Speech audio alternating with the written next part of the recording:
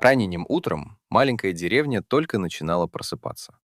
Над крышами старых домов поднимался легкий туман, в садах пели птицы, а за деревянными заборами уже слышалось кудахтанье кур. На окраине деревни, возле старого сарая, жила обычная рыжая кошка по имени Мурка. Она не была породистой или особенно красивой. Это была самая простая деревенская кошка, которая много лет жила рядом с людьми. Днем Мурка охотилась на мышей, иногда грелась на солнце возле крыльца, а вечерами возвращалась к старому сараю, где для нее всегда находилась миска с едой. Но однажды с кошкой случилась беда. На задней лапе у нее появилась большая болезненная опухоль. С каждым днем лапа становилась все больше и краснее.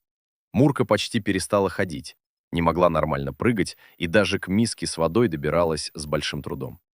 Хозяева деревенского дома пытались помочь ей, но кошка была пугливой и не позволяла к себе приблизиться. Она все чаще пряталась под старым сараем и тихо лежала там, тяжело дыша. Несколько дней Мурка почти ничего не ела. Ее шерсть стала грязной, тусклой, глаза выглядели уставшими. Она уже не бегала за мышами и не встречала людей у крыльца. Однажды утром Мурка выползла из-под сарая и легла возле старой яблони. Над деревней стояла тишина. Только ветер шевелил сухую траву. Вдруг на яблоню прилетела сорока. Птица начала прыгать по веткам, затем спустилась на землю и стала искать что-нибудь съедобное. Она заметила кошку и подошла ближе. Мурка слабо подняла голову, но сил прогнать птицу у нее не было. Сорока несколько секунд рассматривала опухшую лапу, потом неожиданно подскочила и клюнула прямо в болезненное место. Кошка резко вскочила и зашипела. Но почти сразу произошло невероятное. Нарыв вскрылся, и скопившаяся внутри жидкость начала выходить наружу. Давление уменьшилось, и кошке стало немного легче. Сорока испугалась и мгновенно улетела на крышу сарая. А Мурка снова легла на траву. Впервые за несколько дней она смогла спокойно вытянуть больную лапу. К вечеру кошка добралась до миски с водой и сделала несколько глотков. Казалось, что все постепенно налаживается. Но утром хозяева обнаружили Мурку в еще более тяжелом состоянии. Лапа снова сильно опухла. Кошка была горячей, почти не двигалась и тяжело дышала. Хозяйка сразу поняла, что дело серьезное. Она позвонила местному ветеринару, доктору Андрею Петровичу, который жил в соседней деревне.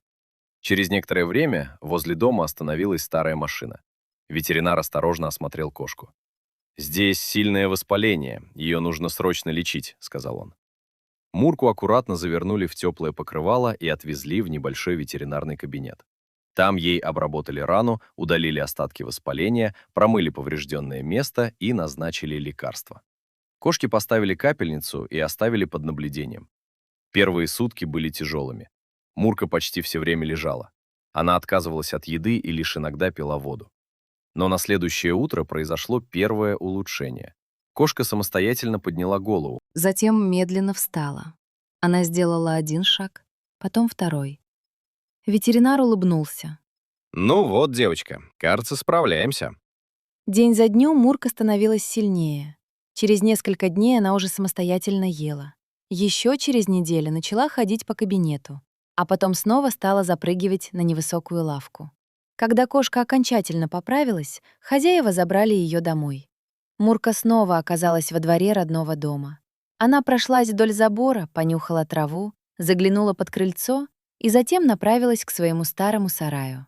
Все было таким же, как раньше, только сама Мурка стала другой.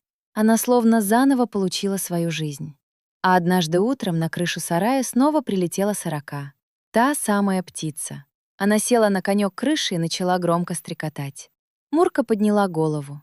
Несколько секунд кошка и сорока молча смотрели друг на друга. Затем Мурка медленно подошла к дереву и села под ним. Сорока еще раз громко стрекотнула и улетела над деревенскими крышами. Никто не мог сказать наверняка, действительно ли случайный клюв птицы спас кошке жизнь. Возможно, нарыв все равно вскрылся бы сам. Но именно после той встречи все начало меняться. Обычная деревенская кошка снова стала бегать по двору, ловить мышей и греться на солнце. А каждый раз, когда над старым сараем появлялась сорока, Мурка поднимала голову и внимательно смотрела ей вслед. Так в маленькой деревне появилась удивительная история о простой кошке и маленькой птице, которые совершенно случайно встретились в самый трудный момент. Иногда помощь приходит совершенно неожиданно, и порой самое маленькое существо может стать частью настоящего чуда. Дорогие зрители, как вы думаете, могла ли сорока действительно помочь кошке, или это было простое совпадение? Напишите свое мнение в комментариях. Если вам понравилась эта история, поставьте лайк и подписывайтесь на канал.